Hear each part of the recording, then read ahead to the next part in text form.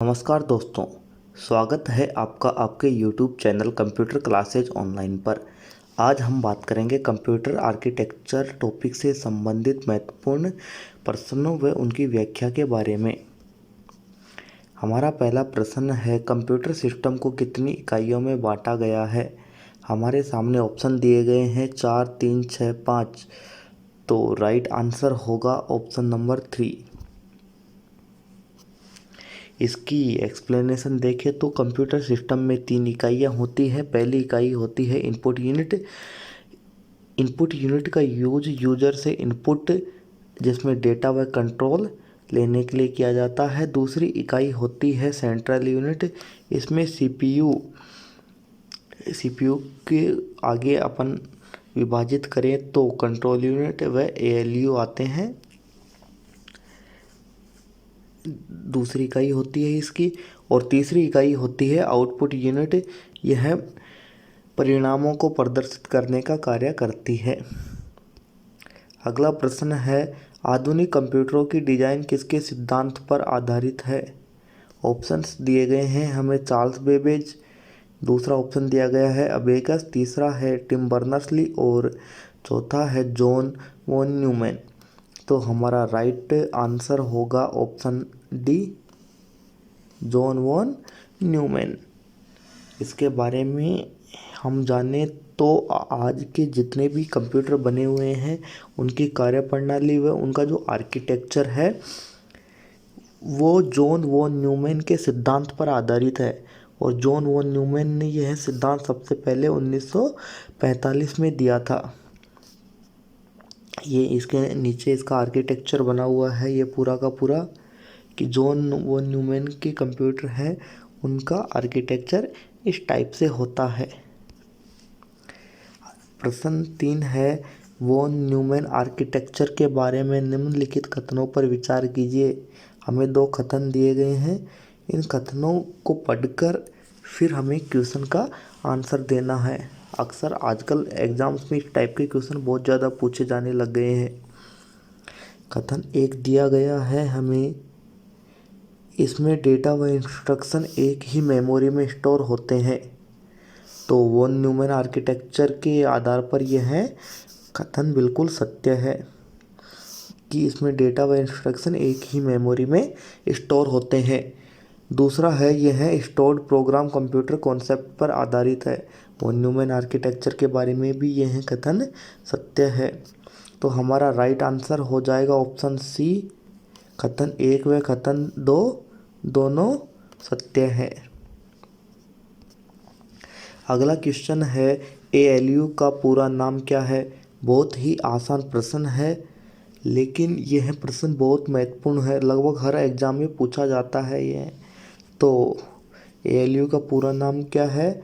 Option A हमारा right answer होगा, arithmetic logic unit. Hindi में इसको बोलेंगे अंकगणितीय तार्किक इकाई। एएलयू काम क्या करती है। एएलयू सीपीयू का ही भाग होती है। यह अंकगणितीय जो डेटा इनपुट किया जाएगा वह उस डेटा पर यह अंकगणितीय होता है। एड, सब आदि व लॉजिकल एंड और नोट आदि जो भी गणनाएं होती हैं वो करने का काम होता है एएलयू का। अगला प्रश्न है, कंप्यूटर के मदरबोर्ड पर स्थित लाइनों को क्या कहा जाता है। ऑप्शंस दिए गए हैं हमें पोर्ट, बस, वायर और रूट। तो राइट आंसर क्या होगा, ऑप्शन बी, बस। कंप्यूटर का जो भी मदरबोर्ड होता है उस पर बहुत सारे कंपोनेंट लगे हुए होते हैं और इन कंपोनेंट को आपस में जोड़ने के लिए जो लाइंस बनी हुई होती हैं उनको अपन बोलते हैं बस। ये एक्चुअली में बस इन लाइनों का एक समूह होती है। जैसे एक कंपोनेंट ये रहा, दूसरा कंपोनेंट ये रहा, तो इन कंपोनेंट को जोड़ने के लिए बहुत प्रकार की लाइन होती है। तो इन लाइनों का जो एक ग्रुप बनता है उनको बस कहा जाता है। अगला प्रश्न है, मदरबोर्ड बस को कितनी श्रेणियों में बांटा गया है। मदरबोर्ड बस के बारे में हमने पिछले प्रश्न में पढ़ा था और इस आधार पर अगला प्रश्न है अपने सामने, मदरबोर्ड बस को कितनी श्रेणियों में बांटा गया है। ऑप्शन दिए गए हैं। ऑप्शन है ए है 3, बी है 4, सी 5 और डी 6। तो हमारा राइट आंसर क्या होगा? Option A 3। कौन कौन सी श्रेणी होती है? पहली श्रेणी आती है मदरबोर्ड बस की एड्रेस बस। एड्रेस बस यह मेमोरी व सीपीयू के बीच डेटा के एड्रेस को लेकर जाती है। कंप्यूटर में जो भी कैलकुलेशन करने का काम होता है वो होता है सीपीयू का, और जो डेटा स्टोर होता है वो स्टोर होता है मेमोरी में। मेमोरी कंपोनेंट है एक सीपीयू कंपोनेंट है। इनमें जो डेटा स्टोर हो रहा है उस जो डेटा मेमोरी में है उसके एड्रेस को जो बस लेके जाती है, जो लाइंस लेके जाती हैं, उनको बोलेंगे एड्रेस बस। दूसरी है डेटा बस। ये बस जो डेटा स्टोर है मेमोरी में उसको लेके जाती है सीपीयू के पास, और जो भी इनपुट आउटपुट डिवाइसेज हैं उनके पास। अगली है कंट्रोल बस।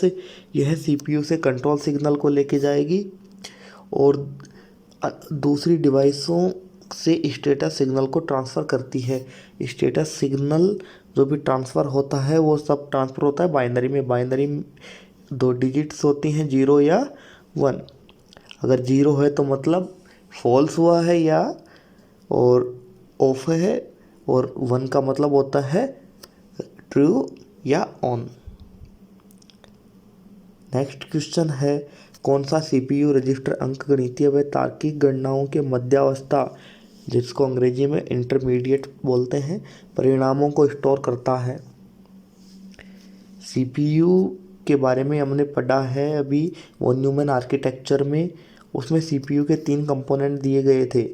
तो पहला सीपीयू है, उसके 3 कंपोनेंट दिए गए थे। पहला कंपोनेंट था हमारे पास एएलयू, दूसरा था कंट्रोल यूनिट,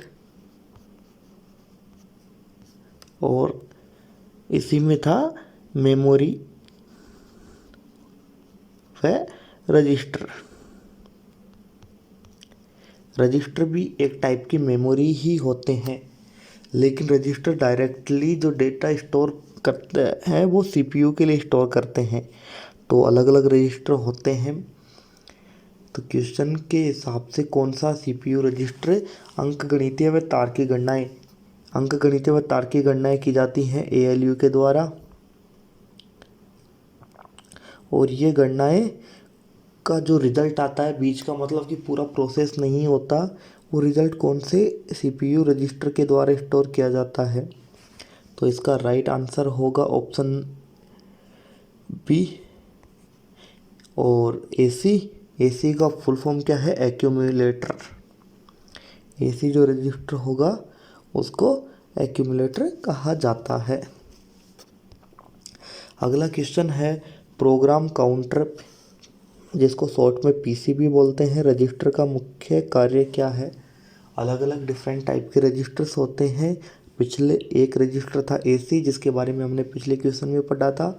अब अगला रजिस्टर है प्रोग्राम काउंटर। पीसी रजिस्टर का मुख्य कार्य क्या होता है?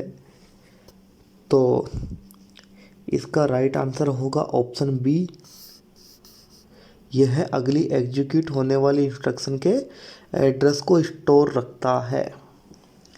इंस्ट्रक्शन जो भी होती हैं वो मेमोरी में स्टोर होती है, और जो कौन सी इंस्ट्रक्शन अगली एग्जीक्यूट करवानी है, एक इंस्ट्रक्शन वर्तमान में सीपीयू के द्वारा एग्जीक्यूट हो रही है, और इसके अलावा कौन सी इंस्ट्रक्शन हमें इसके आगे एग्जीक्यूट करवानी है, वो एड्रेस स्टोर रखेगा प्रोग्राम काउंटर रजिस्टर। अगला क्वेश्चन है, सीपीयू को कौन से अन्य नाम से भी जाना जाता है। सीपीयू की फुल फॉर्म है सेंट्रल प्रोसेसिंग यूनिट, और इसको शॉर्ट में दूसरा इसका पॉपुलर नाम क्या है? ऑप्शंस दिए गए हैं, मदरबोर्ड, मेमोरी, रजिस्टर। प्रोसेसर होता है वो सीपीयू का ही दूसरा नाम होता है। तो राइट आंसर क्या होगा? Option D, processor. वीडियो को देखने के लिए धन्यवाद। ऐसे ही इम्पोर्टेंट क्वेश्चंस वह कंप्यूटर विषय की तैयारी के लिए हमारे चैनल को सब्सक्राइब करें। वह हमें इंस्टाग्राम पर भी